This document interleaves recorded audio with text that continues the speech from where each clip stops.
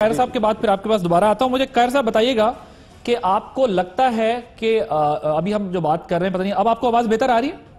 जी बिल्कुल आ रही है। जी खैर साहब, आपको लगता है कि सियासी महाज पर हमारा माहौल इस वक्त इतना गर्म नहीं है, ठीक ठाक है, माहौल ठीक ठाक जा रही है चीजें, मौजूदा सूरत हाल के तनाजुर में सियासत भी हमारी अपनी सही डगर पे चल रही है, या फिर आपको लगता है कि इस वक्त हुकूमत की जानिब से मजीद जिम्मेदारी का मुजाहरा किया जाना चाहिए, या हुकूमत का जो क्लेम है कि अपोजिशन को मजीद मुजाहरा जिम्मेदारी का करना चाहिए जिस तरह के हालात हैं इस वक्त मुल्क में? देखिए आदल, जाहिर तो दो चीजें बड़ी अहम है। नंबर वन, जो सेंटिमेंट का इजहार किया गया पार्लियामान के अंदर से पूरी कौम ने, जब कभी चैलेंज आया उस चैलेंज को रिस्पॉन्ड करते हुए इसी जज्बे का इजहार हुआ। ये गुल्लक है हमारी। और इस दफा बावजूद इसके कि बहुत तलखी थी, बहुत ख्वाहिश था, बहुत बुरियां थी, लेकिन इसका बहुत बड़ा इम्पैक्ट आया। और ये बात याद रखिए, पार्लियामान के अंदर से उठने वाला जो यूनिटी का आंसर होता है, वो पूरे मुल्क को बांधने में, जहाँ पे मीडिया बड़ा रोल अदा करता है, सिविल सोसाइटी अपना रोल अदा करती है, पार्लियामेंट का और असम्बलियों का, मुख्तलिफ सियासी जमातों का आवाज होना कौन को करने में बड़ा ही वाइटल रोल रखता है। तो वो हुआ, बहुत अच्छा हुआ। और आज भी ये बात आपकी बिल्कुल दुरुस्त है कि बिल्कुल पाकिस्तान से खतरे के बादल आज भी मंडरा रहे हैं, और मोदी की पॉलिटिक्स इस वक्त बहुत खौफनाक दबाव में है। अगर वो पाकिस्तान को जवाब नहीं देता, जिस तरह उसने नारे मारे हुए हैं, उसके ऊपर कोई खासा कोई एंजॉय नहीं करता, तो उसको उसकी बहुत खौफनाक पॉलिटिकल कीमत अदा करनी पड़ेगी जो नजर आ रही है उसकी दबाव में। और उसका एंटी पाकिस्तान का है, व्यू भी है। मोदी इंतहा पसंद है, बहुत खौफनाक, और उसकी सारी politics right from the beginning till prime minister, वो जो इंतहा पसंदी के टूल से यहाँ तक पहुंचा है, सो वो बिल्कुल उसको छोड़ेगा नहीं। लेकिन एक बात याद रखिए, ये काम गवर्नमेंट ऑफ द डे का है।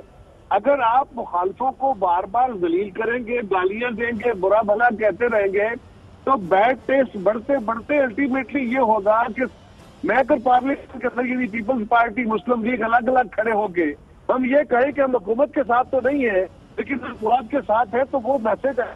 बिलावल साहब भी जा रहे हैं मियां साहब की तबीयत पूछने के लिए, मुलाकात करने के लिए। पंजाब गवर्नमेंट ने कहा है उनको फैसिलिटेट किया जाए, जो भी जेल मैनुअल के तहत सारा कुछ। एक तो ये बताइएगा वो क्या कोई पैगाम लेके जा रहे हैं, या क्या होने जा रहा है मजीद?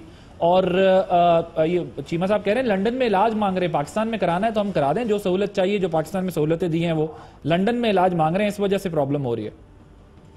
देखिए, पहली गुजारिश ये है, जो पहला मौजूद आपने छेड़ा हुआ था, तो मैं बिल्कुल स्लाइटली जरा टच करता चलो।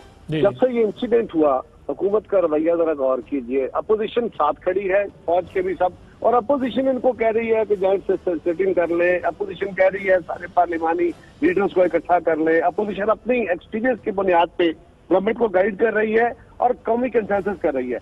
और जब लीडर्स के इजलास होता है, उनको ब्रीफिंग करने के लिए आर्मी चीफ आते हैं, वजीर आजम साहब उसमें तशरीफ नहीं लाते कि मुझे इनसे हाथ मिलाना पड़ेगा, मैं नहीं मिलता। Number one. नंबर टू, जो गुफ्तगू वजीर आजम ने उस दिन जब वो ऐवान में आए और उन्होंने आके जब जॉइंट सिटिंग थी, तो क्या जस्टिस दे रहे हैं कि दूसरी तरफ से आपकी तरफ हाथ बढ़ा रहे हैं, हर बंदा आपकी तारीफ कर रहा है, हम आपके साथ हैं। तो एक कर्टसी है, एक इस्लामिक हमारी और हमारी पाकिस्तानी वैल्यू है कि आप खड़े हो कि किसी से हाथ नहीं भी मिलाते। फर्ज करें 10 बंदे बैठे हो आदिल साहब, और आप मुझसे हाथ में मिलाना चाहते हो, तो आप आते ही कहते हैं जी अस्सलाम वालेकुम, सबको इज्तिमाई सलाम कर लेते हैं।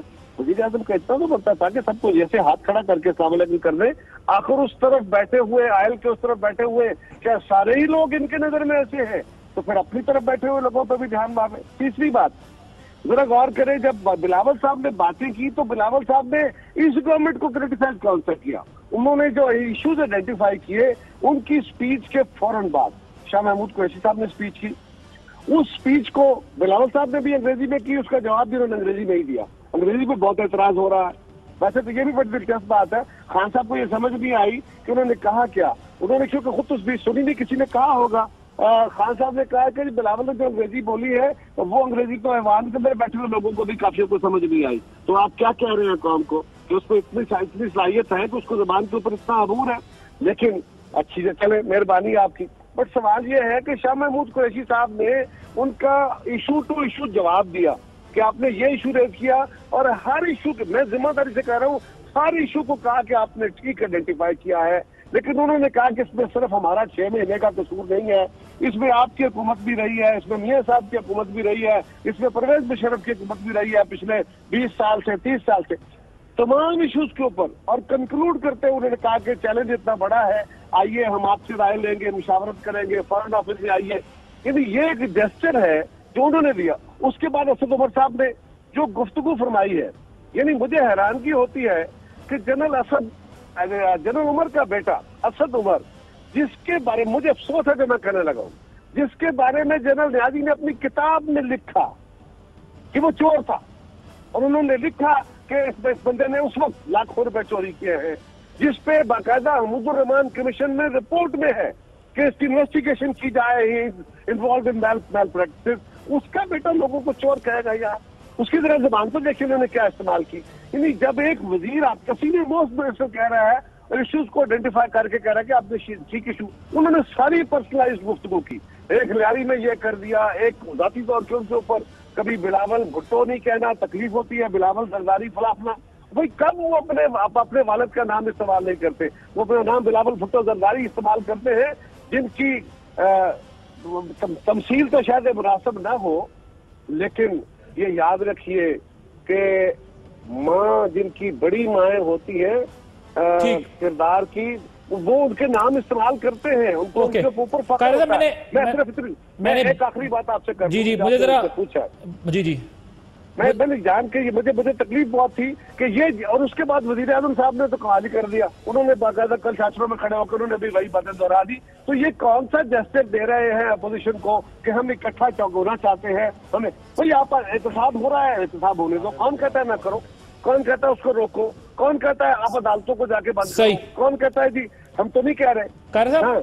जो बिलावल साहब जा रहे हैं, बिलावल साहब ने जो फैसला किया, मियां साहब की क्योंकि तबीयत खराब है, हर तरफ से ये खबरें आ रही हैं, और उसके ऊपर बिलावल साहब ने ये फैसला किया कि उनकी इयादत को जाना चाहिए।